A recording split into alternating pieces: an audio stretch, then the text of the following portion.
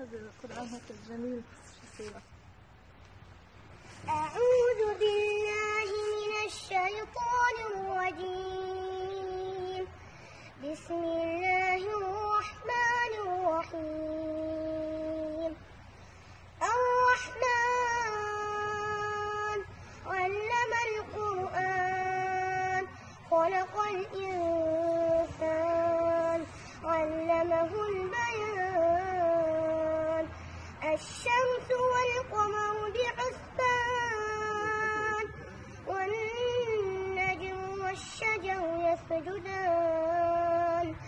والسماء رفعها ووضع الميزان ألا تطغوا في الميزان وأقيموا الوزن بالقسط ولا تخسروا الميزان. والأرض وضعها للأنام فيها فاكهة والنخل ذات الأكمام والحب ذو العصف والريحان. فبأي آلاء ربكما تكذبان؟ خلق الإنسان من صلصال كالفخار وخلق الجان